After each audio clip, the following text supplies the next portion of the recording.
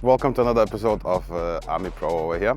And my name is not AJ, and today we are going to be again or still chasing the car of our dreams.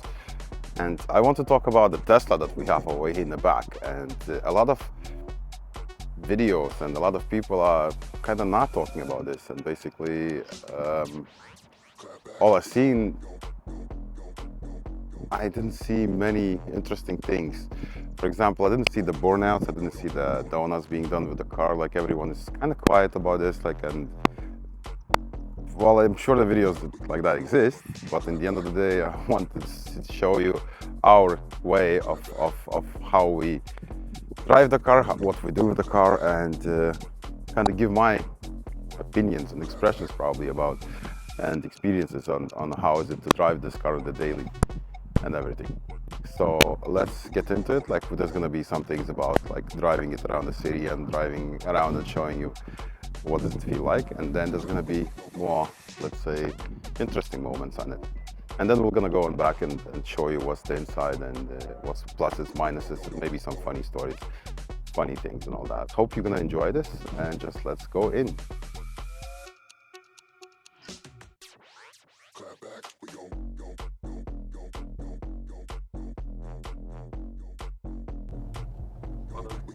So that is our Tesla. It's a P85 model that was made in 2012. This is actually the first Tesla that came out, like it's Model S, and it's the first Model S that came out without any kind of upgrades that we have nowadays on the more modern Teslas, let's say. And honestly, all of my life I've been a petrol head. It's not my dream car. I would love to have a Nissan GTR 35, like doesn't matter which model it is, from what year or whatever, but that's the car I'm dreaming about. But the story goes that about a year and a half we got this car for us, like in our company, and I started driving it. The main thing for me, actually, it is, and that's what it is amazing actually. It's we don't have to pay for charge yet still. So I have about 60,000 miles done it on this car, and that didn't cost us a penny. So I think that's one of the biggest things about Tesla over here in Phoenix. Now, the way the car drives and the way that all the things are inside. For me, for example, like the newer Teslas, like you have only the screen inside, like, and everything is controlled by the screen. This is the fourth generation Model S. And we have actual physical buttons here. Like, I do know that they come from the Mercedes-Benz, but that's not the point. The point is, like, you do have an actual buttons. So, in my opinion, this car is more like, let's say it's like a normal car, just on the batteries. Instead of engine, you have the electrical engines. Instead of like all those things, like, and you have the batteries. That's about it. Now, do I love driving this car? Honestly, I do, because the acceleration, nothing can compare to this. It's like 0 to 60, it's fast, and it goes. Yes, the battery drain is big and all, and you see those cars over there on the street that basically are everywhere. And you never think that you can do donuts with it, and I've done this. I've spun the car like so many times, and it's fun. It is fat ass car, it's heavy, but it has its ups and downs. Like the center of the gravity in the car is, especially where the person sits, it's so well balanced that it sits on the road like superb. And when you go into the corners and anything, you don't have this roll, you don't have the skid, nothing. And honestly, for me, this car is excellent. Then when it comes down to, let's say, sound deadening in this car, like, I did not expect anything out of it. And when I started driving it, that was a big surprise, because honestly, it's quiet in the car. Last year we went down to Las Vegas for SEMA with this car as well, and honestly, I can't say that it was the most pleasurable drive, but it was not exhausting. It's like, it's a long way from here. Like, it's, well, like you have about 4 hours to cover over there on the road. But it's not that bad. Like we stopped over there in the middle somewhere just to charge. Like yes, you have to do, like you have to plan everything a bit differently when you have electrical car in your possession. So the road kind of extends. You can't get to the points like very fast, like if it's a bit further down the road. But still, it's we made to it, and I can't say anything bad. Now about the buttons and everything that's in the car over here, like I have a big screen over here in front of me, like I can put sat nav over there, like all the other things. I have a massive screen over here that has the sat nav and all the options, let's say. And again, I have nice buttons. That's what pleases me. And to be honest, like I think this design of the Tesla, of the Model S, was probably one of the best. And again, nowadays ones, like the more modern ones, like yes, they have more options. Yes, you have, let's say, this cruise control things and all the other things.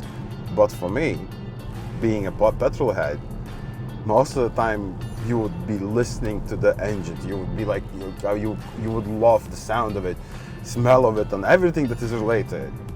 But when I start driving this, I changed my opinion a lot. And will I get a different car next time? Will I get something? Let's say when I'll be looking for to buy a next car of mine, will I get the Tesla? There's a big chance that I will get something electrical, maybe not Tesla, because honestly, even on this one, again, this is the forced model. It's the very forced probably one, and the quality of everything isn't that bad. I've seen Teslas, like the newer generation Teslas, and the quality was really garbage. On this one, I can't even point out some bad things or things that I don't like. Really, it does the job. Like it gets us down from home to work. Like it doesn't cost us a penny, and in the end of the day, it's what it needs. Like it's again, it's comfortable. And if you want to do something, if you want to go crazy on the road, like you can do that, no problem as well. You can press the button, you can press the accelerator, and she's gonna fly. Simple as that. So another thing about Tesla and living with Tesla over here is charging as well. Like we have a single stage or the 4-stage, as it's called, charger over the back at work, and that gives us, well, approximately 30 miles a day, like in about 8 hours. If we want to get a stage 2 charger, you need to get a bit more powerful, let's say, power outlet, and that is having a thing for 220 volts. We don't have that one at work, but it would be faster, probably 2 times faster. Now, when it comes down to superchargers of Tesla over here, that we don't pay a cent to charge the car, that's where the magic starts. You go into the let's say, to any kind of place, and usually it takes about an hour, maybe hour and a half to fully charge it. And after that, you have about 220 miles range. Obviously, that range is not that correct, but still, like, it's, when you think about it, it's just an hour to charge the car. Again, you need to make your journey, or you need to plan your journey in that kind of way that basically it's gonna be a bit different. Like, so is it good thing to drive Tesla or not? I love it. I love to do this every single day, and it's like I get a lot of pleasure out of it. Now, about how much space it is in it. We have 2 big spaces over here, like it's plenty of room, and there's enough space for 3 people, let's say, in the back. Like I would not recommend to drive it like that, like having 3 people in the back and drive it at 5. But it's comfortable enough to be on the road with like literally like 4 people, like 4 adults, let's say. Like even the seats in the back, they're comfortable enough. Now when it comes down to the booth, it's spacious. Honestly, Model S is really spacious, and I love that. It's like when you go do the grocery or whatever, like even like you go down to the airport, like, and your luggage just fit in over there, no problem. And that's about it, actually. Now, maintenance-wise, honestly, in a year and a half, we didn't have to change anything. Like suspension wise, nothing. Like tires, yes, but other than that, like I had no issues whatsoever. And again, you need to remember that the car is not something space age or anything at the moment, and it's not as new. It's 2012 model, so you're looking at least like 12 years old car, and it's still, she drives nice, she pulls nice. Like the battery luckily is okay. Like we have at the moment, like on the car, like it's 11,000 or 113,000, well nearly 14,000 miles on it, and I have no issues. Yes, we have some small stupid things about the handles, but probably that's like a normal thing in Tesla, because I've seen that's generation, 3 generations of handles for the same model, and we have the first one and they're failing.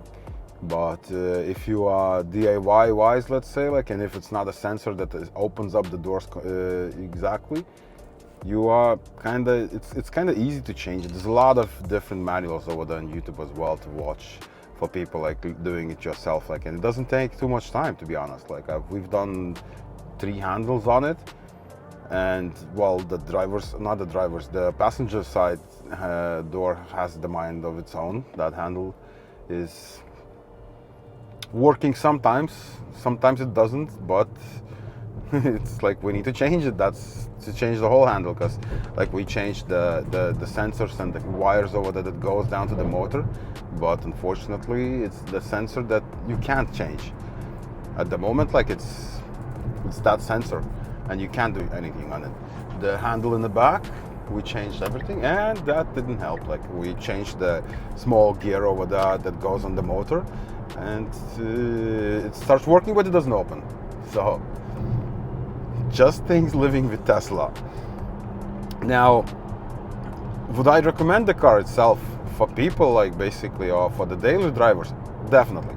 If you live in a city, if you commute a lot, and basically if you do, let's say, I don't know, 70 miles a day, yes, definitely. Because if you're gonna go down for the grocery shopping, and basically there's gonna be a Tesla charging station just down below, you can plan it out, and everything's gonna be fine. Like you're gonna be always with a nearly fully charged battery over there.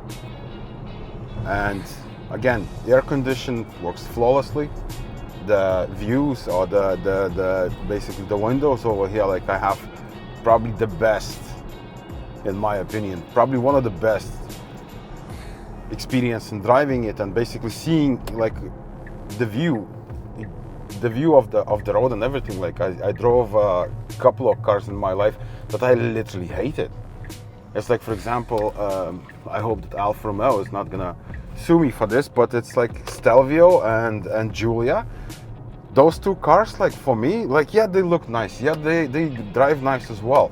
Like you have luxury inside and everything, but this thing over here, this pillar, for some kind of reason, it's bent in that kind of way. It's always in your field of view, and this is annoying.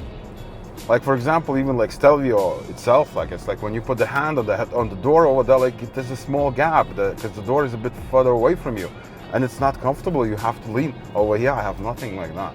I'm comfortable. The seats are heated. Well, yes, they're not ventilated, but again, think about this is 2012 model. It's not super duper souped up thing over here, and that's about it.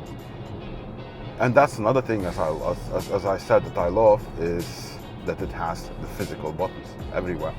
So for me, I think it's one of the best cars. And I think that basically a lot of people are saying like, yeah, the Tesla quality is bad, this and that. I have no issues with this. Like everything works in the car. Like I have no bad sounds, no squeaking, no nothing. Like it's just like, it's, for me, honestly, that was one of the probably the best things that we've done in our company when we were buying the car. So can I recommend it to somebody and basically and say that it is a good car? Yes, definitely. So we have this little key over here. It's with a silicone cover and everything, but this thing opens up the trunks for us. Like, and let's see, like usually in a normal car you have the trunk that is in the front, and well, it's not even a trunk, it's a roof, it's a hood. And basically you have the engine over there. Like let's check the engine on the Tesla over here. So you press the button, pops open, and hello engine, and there's nothing. All the good things you can put, like you can put the washing liquid in it, like I think you can put brake fluid as well in there. But honestly, it's not that small. Like you can put if you have kids, you can put 2 small kids in there. So that's the front one, and obviously it's way lighter than on the normal cars. Oh, sorry. Now the back one, same thing. Like you can open up from the button, or you can open like this, and we have this beautiful space in here. You have this lid that covers the top. We have some other stuff in here. Then you have this compartment over here, and you can put something back in. Sorry. So technically you have plenty of storage room in the car.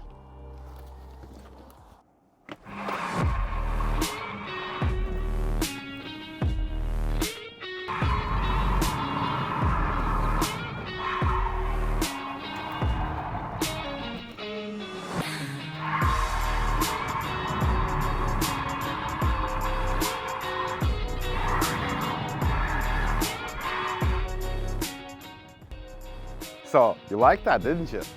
Well, let's go on and let's continue on our small video over here, and let's see what we have next ready for you.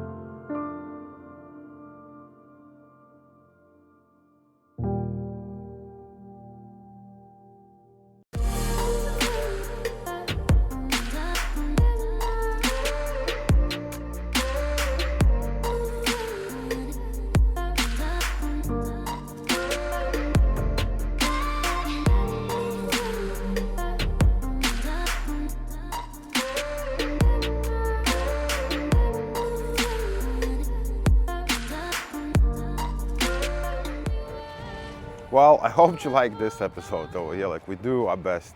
We're still learning, we're still trying to get the best out of us, and obviously we're gonna grow in next, let's say, months, weeks, years, and the content is gonna be more nicer, let's say, and more pleasurable to view. There's a small project that we have over here with the red Alfa Romeo that's gonna be done very soon. So please, guys, like and subscribe, and let's see you next.